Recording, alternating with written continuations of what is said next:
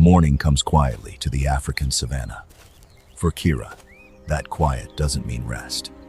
Back at the den, her cubs are waiting. And that means their mother has one job to do: find food. Kira moves out alone, following a scent carried across the open ground. She can't see what she's searching for yet, but she doesn't need to. Her nose has already picked up something worth following, and soon she finds it: an ostrich nest. Inside are eggs large enough to provide a valuable meal for Kira and her hungry cubs. It looks like exactly what she needs. There's just one problem. The nest isn't unguarded. An adult ostrich stands nearby, alert and ready to defend what belongs to her. Kira is now facing an animal capable of sending her flying with a single powerful kick. She could walk away. She doesn't. But she doesn't rush blindly toward the nest either. Instead, Kira begins watching. She moves closer, then backs away. She approaches again, then retreats. At first, it almost looks like hesitation. It isn't. Kira is waiting for something very specific. One mistake, one opening, one moment when the ostrich moves just far enough away from those eggs.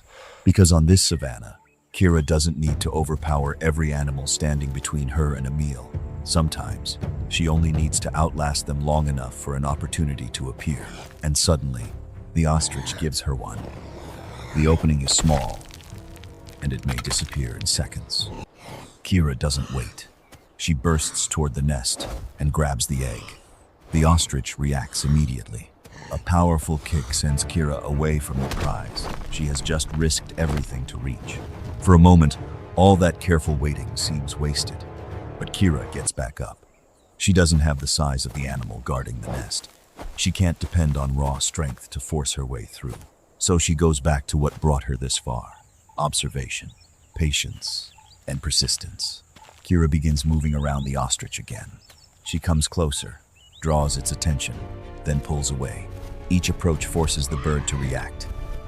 Each retreat gives Kira another chance to watch how that reaction changes the space around the nest. She's not trying to win a direct fight. She's trying to create another mistake.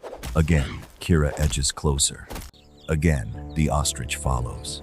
And little by little, the egg is pulled farther from the safety of the nest. It seems to be working. Kira finally manages to drag her prize away. But getting the egg is only half the problem. She still has to escape with it. The ostrich quickly closes the distance. Before Kira can get clear, another powerful attack throws her aside. Once again, she hits the ground. Once again, the egg remains dangerously close to its defender. Kira has tried patience. She has tried distraction. She has tried stealing the egg the moment an opening appeared. And still, the ostrich keeps taking away every advantage she creates. If Kira keeps doing exactly the same thing, the result may stay exactly the same. So this time, she needs a different plan. Kira doesn't give up, but this time she stops trying to solve the problem in exactly the same way. The ostrich has already shown her what happens when she stays too close to the nest. Every time Kira reaches the egg, its defender can quickly close the distance and knock her away. So Kira changes the situation. Instead of focusing only on the egg, she begins drawing the mother ostrich farther from it. She moves in. The ostrich reacts. Kira retreats. The bird follows. Again, Kira keeps the ostrich's attention on her instead of on what she actually wants. The distance begins to grow. This is different from her earlier attempts. Kira isn't simply waiting for an opening anymore. She's helping create one. After several attempts, she finally gets the mother ostrich far enough away. Then Kira changes direction. She circles back. For a brief moment, the nest is exposed. The ostrich has made the mistake Kira has been waiting for. And this time, Kira is ready. She moves a lot toward the egg before the mother can stop her. There is no overwhelming display of strength here. No single attack suddenly changes everything.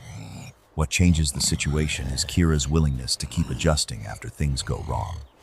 Every failed attempt has forced her to try something different. And eventually, one of those changes works. The egg is finally pulled away from the nest. But Kira's prize still isn't a meal. Getting it away from the ostrich was difficult enough. Now she has to solve another problem. She has to find a way inside it. Kira drags the egg back toward the entrance of her den. The chase is over, but the work isn't. The food she fought so hard to bring home is still sealed behind a shell nearly 2 millimeters thick. Kira starts with her teeth. She bites at the shell, trying to break through. It holds, so she scratches at it. Still not enough. Then she begins rolling the egg across the ground, repeatedly working at the same stubborn barrier. There is no clever distraction this time. No opponent to lure away, no perfect moment to wait for. Just Kira and a shell that refuses to open. So she keeps going, biting, scratching, rolling, again and again, until finally, persistence does what force alone could not. The shell cracks. For Kira and her cubs, the struggle at the ostrich nest has finally become something that matters: food. The egg provides a rich meal for the mother and her young, enough to sustain them for several days.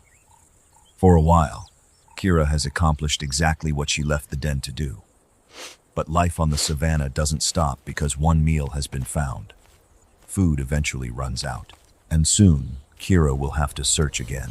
Then something catches her attention. A sweet scent is drifting through the air. Kira follows it. Ahead of her is another possible meal. But unlike the egg, this one isn't protected by a single powerful guardian. It's protected by thousands. A wild beehive is waiting ahead, and Kira is moving straight toward it. The smell is impossible for Kira to ignore. Honey, but getting to it means entering a place most animals would rather avoid. The wild beehive is alive with thousands of honeybees, all protecting the food Kira wants. There is no ostrich to distract this time, no guardian she can lure away from the prize. If Kira wants the honey, she has to go straight into the danger, and that's exactly what she does. Within moments, the bees react. The swarm closes around her. They cover Kira as she pushes toward the hive, attacking from every direction. But her thick skin and coarse fur reduce the impact of the countless stings. So Kira keeps going. She doesn't have unlimited time. She eats quickly, taking advantage of the opportunity while she still can. Then, just as she did with the ostrich egg, Kira turns her attention back to the reason she came out here in the first place: her cubs. She takes part of the honey and begins carrying it away. Once again, she has entered danger and come away with food. It would be easy to think the hardest part is over. The bees are behind her. The honey is hers, and the path back to the cubs is waiting. But Kira isn't the only animal that has noticed what's happening. The smell of honey carries through the area. So does the frantic buzzing of the disturbed hive. And that attention brings company. A troop of baboons appears. They see what Kira has, and now they want it too. Kira has already faced the bees to get this far. Now she has another problem. The baboons begin closing in. They have been drawn toward the commotion. And the honey Kira worked to collect has suddenly become something they want for themselves. One after another, they move toward her. Kira doesn't surrender the food. The baboons rush in. She fights back. They pull away, only for another attempt to follow. What began as a dangerous trip into a beehive quickly turns into a struggle over the reward. And unlike the ostrich, Kira isn't dealing with one defender anymore. There are several animals around her. Movement comes from different directions. The confrontation becomes increasingly chaotic. Kira has already endured the swarm. She has already secured the honey. Now, with her cubs still waiting back at the den, she is being forced to defend what remains. Again and again, the baboons try to take it. Again and again. Kira refuses to simply give it up. But while the honey badger and the baboons are focused on each other, the situation is about to change in a way none of them can ignore. Because something much larger is approaching. There is almost no warning. Suddenly, a male lion charges into the confrontation. In an instant, the struggle over honey no longer matters. The lion seizes one of the baboons in its jaws. Everything changes. The baboons now have a predator among them, and Kira is standing only a short distance away. For most animals, that would be the moment to retreat. But Kira is already furious after having her honey stolen, and instead of running from the lion, she turns toward him. Kira charges. The difference in size is impossible to ignore. The lion is far larger, and when Kira attacks, he throws her backward. She hits the ground, but almost immediately, she gets up and comes again. The lion knocks her away once more. Still, Kira refuses to stop. Again and again, the mother honey badger charges at the much larger predator. There is no careful game of distraction now. No nest to circle around. No opening to quietly steal through. This encounter has become direct and chaotic.